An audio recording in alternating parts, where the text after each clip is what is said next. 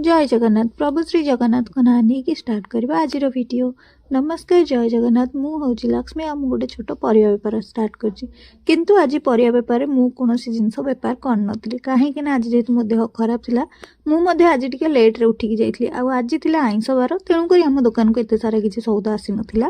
शाग तो आज बहुत कम आसला कि कोबी आज 2-3 अखा आसला।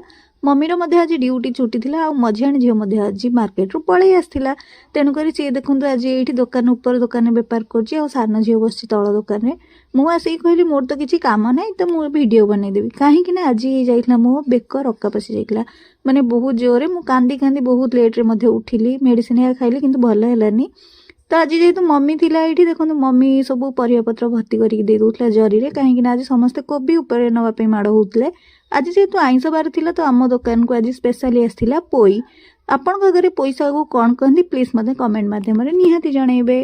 बहुत दिन है लोक मैंने जिते बड़े आईंस न खाई साधा खाई खाई पूरा बोरिंग हो गली से आईंस बार हम मैंने पोई निहाती खाइबे। तो बेपार गोटे ट्रिक हूँ आपड़ सबुदिन जो भेज आप दुकान जाऊँ तो नॉनभेज बार पोई निहाती आने कहीं से समस्त घाट कर खाइबे। आ नॉनभेज बार रे आम दुकान स्पेशली धनिया पत्र लेंबू लंका अदा रसुण पोई यही सब जिनस रुहे पूरा फुल होगी कहीं से ये जिनस ही बेसी चले। आ साग तो से एत आसेनी कहीं साग से बहुत कम लोक खाती तो साग आज आम 50 बिड़ा खंडे आसला। पालंग साग आज बहुत माने कम आसला किंतु सब जल्दी जल्दी सरीगला तो एत पालंग सागर क्रेज आज हम बोली आम जान नु किंतु कोबी क्रेज आज भल रहा। कोबी मात्र 30 टंकिया आ 4-5टा थिला आ 40 टंकिया कोबी आ 10-15टी थिला। साग ये आप देखिपे आलू बिल साग आज आसला माने जोटा कि आलू बिल जो सागटा चाष हुए तो सही सागर अल्प किसी आसला। मूला आज आसला 10-15 बिड़ा जहाँकि सरी जाइला। लंका लेंबू धनिया आज बहुत भल से सेल है। कोबी बहुत भल से सेल है। चना साग मुठी साग आज एत प्रायोरीटी कहीं दे नथिले कि कहीं एत नहीं नथिले किंतु कोबी समस्त बहुत भलरे नेउतले।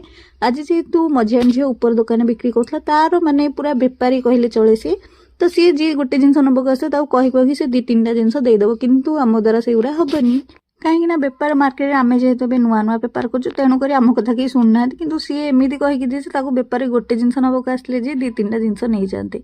तो ये देखुन से भलसे आज बेपार कर तल दुकान आज बसी पड़ी तो ये जो बेपार पत्र सारा कही बुझे देखो सौदा सब देदेला ये सब जिन सरीगला जो बहुत अल्प अल्प जिन बढ़ला तो दुकान उठेबार माने आम स्थिर कलु। तो ये देखो दुकान में खाली पोई टे जो था उठे तले रखीदेली तापर झील जहाँ कोबी थिला सब नहीं तल दुकान रखीदेला आ मुझे पाल को बहुत झाड़ी झुड़ी सुंदर करदेली। दुकान बंद करने पूर्व पाल पूरा नीट एंड क्लीन करवा निहाती दरकार। तो आज मिनी ब्लॉग एति प्लीज मो चैनल को सब्सक्राइब निहाती करेंगे मत एमती सपोर्ट करेंगे। बाय बाय नमस्कार।